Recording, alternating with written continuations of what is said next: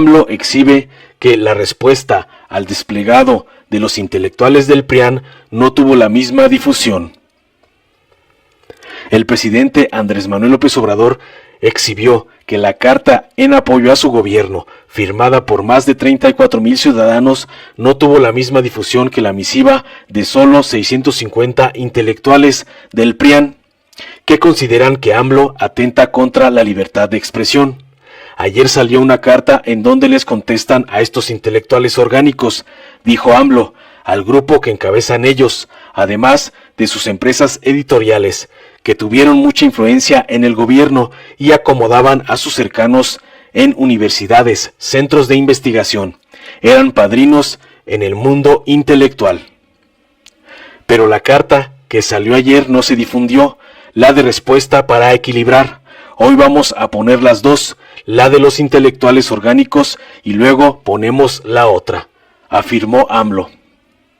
El vocero de Presidencia, Jesús Ramírez Cuevas, leyó las dos cartas en el Salón Tesorería en Palacio Nacional. Sobre la segunda, el vocero presidencial refirió, según la carta, que el desplegado de los 650 intelectuales, científicos y académicos es un llamado a amordazar al mandatario más legítimo que ha tenido México. Mencionó que quieren suprimir ese debate, amordazar al presidente y reinstaurar el monólogo y la verdad única que imperó hasta hace 2 años. En los más de 21 meses transcurridos desde el 1 de diciembre de 2018, continuó la lectura, nadie ha sido presionado al silencio por el Ejecutivo Federal. Ningún informador u opinador ha sido hostigado, despedido, detenido, procesado, torturado, desaparecido o asesinado por consigna de la presidencia. Informó Mr. Politicón. Nos vemos el próximo video. Y hablaba también en algún otro momento, bueno, ya alguna vez se había platicado del tema de otros favoritos que hay con las concesiones de playas. Hay en muchos lugares destinos turísticos donde ya se está privatizando, donde hay favoritos. Si hay una auditoría en este sentido, ¿a quiénes se les concesionaron estas playas? Al sureste. Pero tiene que ver con los expresidentes. Miren, les voy a hablar de otro negocio, la verdad, otra tranza, para que la gente sepa. Estamos hablando del turismo. En la época del gobierno de Calderón, estaba un abogado famoso en Fonatur, que llegó a ser secretario de Gobernación. Gómez Moon, sí, que debe de tener mucho dinero, porque esos abogados, bueno, hay otros también que no voy a mencionar, pero que eran muy influyentes, muy influyentes, de los abogados más ricos del mundo, por la práctica del influyentismo. Bueno, en ese tiempo, no sé si el señor era el de Fonatur o tuvo que ver, yo creo que sí, a ver, sería bueno incluso que hasta lo aclarara. Deciden comprar un rancho en Sinaloa, a la orilla del mar, del Pacífico, casi en los límites de Sinaloa con Nayarit. Es un rancho del finado Antonio Toledo Corro.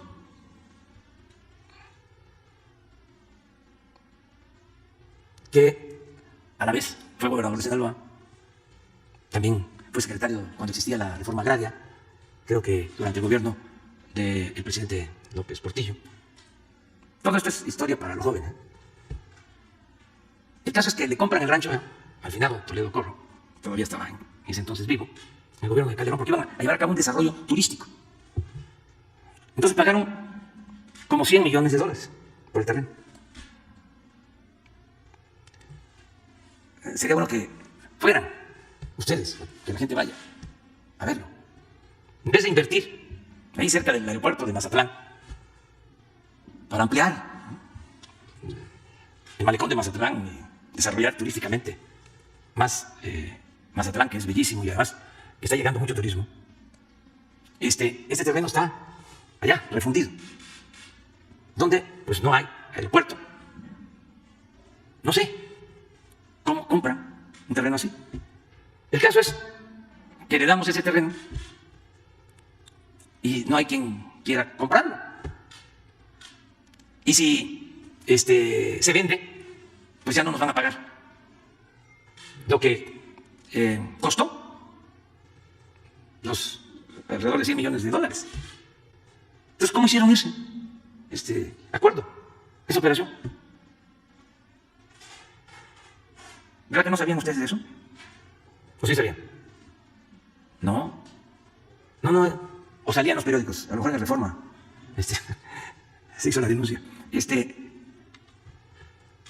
Todo esto era el distintivo de los gobiernos neoliberales. Pues sí, vamos a hacer las auditorías. Pero ha habido muchísimos abusos en todos los terrenos de playa. Antes de ese terreno, les informo de otro. Es trabajo de investigación periodística. Vendieron también, ahí cerca del aeropuerto de Cancún, no sé, 100, 200 hectáreas. Me acuerdo, eso fue en el gobierno de Vicente Fox, a 70 pesos el metro cuadrado. Ni lo que cuesta la alfombra esta. 70 pesos. De Fonatur, precisamente. Entonces, yo creo que pues, la gente ya no quiere eso. Los intelectuales orgánicos pues quieren que yo no hable de estos asuntos. Usaron un término que estoy degradando, algo así, la tribuna presidencial. No quieren que yo hable así. Imagínense si nos querían quitar cuando luchábamos por la transformación. Hasta el derecho a la esperanza. Y no pudieron, mucho menos ahora. Me van a quitar el derecho a la palabra, a decir lo que siento. Además, ellos antes, recuerdo, decían que era importante el debate. ¿Por qué cambiaron de parecer? Es importantísimo debatir y que se genera rispidez y que hay odio. Nada de eso. Yo no odio. Yo practico el amor al prójimo. Si yo odiara no podría yo vivir. No podría encabezar un movimiento de transformación, no podría gobernar. Es importante el debate. Es decir, ¿por qué es esta transformación? ¿Qué es lo que había antes? Antes era el control, el monopolio de la discusión pública. Ahora es muy evidente de que estos intelectuales se manifiestan y aparece su manifiesto en todos los medios. En todos. Y dicen que no hay libertad. En todos. Una gran difusión. Como la manifestación de Frena. Todo se equipara con el amarillismo acerca del manejo de la pandemia. Pero muchísima información. Ayer salió una carta donde les contestan a los intelectuales orgánicos, al grupo que encabeza Enrique Krause y Aguilar Camín, que eran pues los jefes de la intelectualidad durante todo el periodo neoliberal, los dos. Porque ellos, además de sus empresas editoriales, tenían mucha influencia en el gobierno y acomodaban a sus cercanos en universidades, en centros de investigación. O sea, eran padrinos en el mundo intelectual. Pero la carta que salió ayer no se difundió, la de respuesta. Entonces, para equilibrar, hoy vamos a poner las dos. O sea, también nosotros vamos a poner aquí la de los intelectuales orgánicos y luego ponemos la otra. Porque esta es información para la gente. Porque si no, la gente puede ser que se entere de la carta de los intelectuales orgánicos. Salió la otra carta en el Reforma hoy. ¿Les pregunto? No salió, ¿verdad? Bueno, pero ahora, por eso es importante esta conferencia. Porque aquí hay equilibrio. Antes, solamente era la opinión oficialista. Ahora no, ya es distinto. A ver, ponemos las dos cartas, ¿no? Y nos ayudas, Jesús, a leerla. ¿O creen que perdemos el tiempo con esto? No, ¿verdad? Es bueno, porque es civismo, es pedagogía política. La política es un noble oficio. Decía don Jesús Reyes Heroles, la política es tan limpia que ni los más sucios políticos han podido mancharla. Entonces, vamos a darnos un tiempecito. O, ya está. ¿Tú las lees, no, las dos? Esta es la primera carta que salió al desplegado, que salió publicado en varios medios. Vamos con la carta.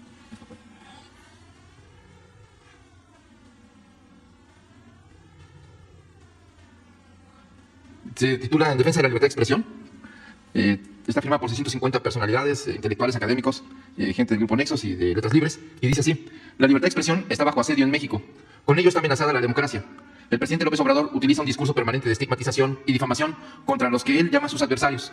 Al hacerlo, agravia a la sociedad, degrada el lenguaje público y rebaja la tribuna presidencial de la que debería emanar un discurso tolerante. El presidente profiere juicios y propala falsedades que siembran odio y división en la sociedad mexicana. Sus palabras son órdenes. Tras ellas han llegado la censura, las sanciones administrativas y los amagos judiciales a los medios y publicaciones independientes que han criticado a su gobierno. Y la advertencia de que la opción para los críticos es callarse o dejar el país. El presidente ha despreciado la lucha de las mujeres y el feminismo. Ha despreciado también el dolor de las víctimas por la violencia. Ha ignorado los reclamos ambientalistas. Ha lesionado presupuestalmente a los organismos autónomos. Ha tratado de humillar al Poder Judicial. Ha golpeado las instituciones culturales, científicas y académicas. Y ahora pretende socavar la libertad de expresión. Recordemos, por último, que no se estigmatiza a personas físicas o morales desde el poder presidencial sin ponerlas en riesgo. No se alimenta el rencor desde esa tribuna sin que el odio llegue al río alguna vez. Esto tiene que parar. Y están las 650 firmas a continuación. Y la otra carta que se difundió ayer, que está firmada por 28,000 personas, hasta donde se tiene información, dice así, es en respuesta al desplegado que se leyó, y dice: el 17 de septiembre, un grupo de 650 exfuncionarios, empresarios, comentaristas, artistas, científicos e investigadores divulgaron un documento titulado En defensa de la libertad de expresión, en el que sostienen que esta se encuentra bajo asedio en nuestro país y que con ello está amenazada la democracia. Critican el discurso presidencial porque estigmatiza, difama, agravia a la sociedad, degrada el lenguaje público, rebaja la tribuna presidencial, profiere juicios y propala falsedades y siembra odio y división en México. Estas son citas del documento. Acusan además de que las palabras del presidente Andrés Manuel López Obrador han llegado a la censura, las sanciones administrativas y los amagos judiciales a los medios y publicaciones independientes, y atribuyen una declaración hecha a título personal y que de ninguna manera compartimos por Paco Ignacio Taibo II, director del Fondo de Cultura Económica, al efecto de los dichos del mandatario. Los firmantes aprovechan la oportunidad para denostar al jefe del Estado, porque según ellos ha despreciado la lucha de las mujeres y el feminismo y el dolor de las víctimas por la violencia, ha ignorado los reclamos ambientalistas, ha lesionado presupuestalmente a los organismos autónomos, ha tratado de humillar al Poder Judicial y ha golpeado a las instituciones culturales, científicas y académicas. La amplia y libre difusión que ha alcanzado el texto de Marras niega de manera contundente su principal acerto, que la libertad de expresión está bajo asedio. En los más de 21 meses transcurridos desde el 1 de diciembre de 2018, nadie ha sido presionado al silencio por el Ejecutivo Federal. Ningún informador u opinador ha sido hostigado, despedido, detenido, procesado, torturado, desaparecido o asesinado por consigna de la presidencia, y el debate público está más vivo y vibrante que nunca en la historia moderna del país. Lo que es claro es que los firmantes querrían suprimir este debate, amordazar al presidente y reinstaurar el monólogo y la verdad única que imperó hasta hace 2 años bajo el corrupto régimen neoliberal y el aparato mediático oligárquico en el que muchos de los firmantes aparecían como amos y señores del pensamiento, el análisis y la crítica, que imponía un monólogo legitimador de saqueos, violencia de Estado, corrupción, frivolidad y desaseo electoral. Estamos, pues, ante un exhorto que supuestamente llama a defender la libertad de expresión y que es, en realidad, un llamado a amordazar al mandatario más legítimo que ha tenido México desde hace muchas décadas. Los autores del desplegado no pueden demostrar un solo acto de censura porque no lo ha habido. Su único argumento es una sanción administrativa impuesta a una empresa editora de Nexos, no por lo que se publica en ella, sino porque falsificó un documento del Infonavit. No hay tampoco amagos judiciales a medios y publicaciones independientes, sino la revisión general de los vínculos corruptos e inmorales entre el poder público y las empresas privadas, que fueron distintivos del régimen anterior, independientemente de que las segundas fueran productores de bienes de consumo, servicios o publicaciones. Otro tanto puede decirse de organizaciones ciudadanas, entre comillas, que eran en realidad tapaderas para el saqueo del erario, el lavado de dinero y la privatización indebida de bienes públicos y de facultades y responsabilidades gubernamentales. Es sabido que algunos de esos membretes usaron como máscaras la filantropía, las causas de género, el ambientalismo y hasta la defensa de los derechos humanos, pero no por ello deben gozar de impunidad y mucho menos conservar sus privilegios indebidos. En cuanto a la pretendida lesión presupuestal a organismos autónomos, el escrito hace referencia a las políticas de austeridad establecidas por el gobierno federal, a las que se resisten los directorios de algunos de esos organismos, cuyos miembros se han beneficiado de la opacidad, el despilfarro, las percepciones principescas y las prestaciones obscenas e injustificables en el contexto de carencias en el que vive más de la mitad de la población. Quienes por décadas endilgaron adjetivos infamantes, despreciaron la lucha del pueblo, hicieron campañas de odio y descrédito en contra de los opositores, fueran candidatos presidenciales, campesinos en lucha, víctimas de la violencia o maestros en resistencia, quienes ensalzaron hasta la ignominia a gobernantes corruptos y criminales, hoy temen que el odio llegue al río. Una vez más, exhiben su elitismo y su desconocimiento del pueblo de México y su civilidad profunda. El perdurable repudio popular que padecen no es producto de las expresiones presidenciales, sino consecuencia inevitable de su deshonestidad intelectual y de su complicidad, obsecuencia y cortesanía para con un grupo gobernante que dejó al país en ruinas. Aún así, más allá de la repulsa ciudadana, no tienen nada que temer. En suma, la supuesta defensa de la libertad de expresión alegada por los firmantes del documento de Marras es, en realidad, un intento por sacar del debate la voz presidencial, expresión legítima de la mayoría absoluta de los ciudadanos. Sus quejas apuntan en realidad a acotar en forma ilegal e incluso golpista las facultades y atribuciones legales del Ejecutivo Federal. Sus quejas buscan recuperar los privilegios que han perdido y sus advertencias revelan el temor que tienen de perder la impunidad absoluta con la que varios de ellos hicieron grandes negocios al amparo del poder. Celebramos y defenderemos con convicción la restricta libertad de expresión que impera en el país y el Estado de Derecho que, después de décadas de criminalidad gubernamental, empieza a convertirse en realidad en México.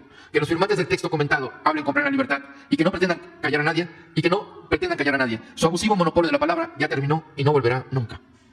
Exacto.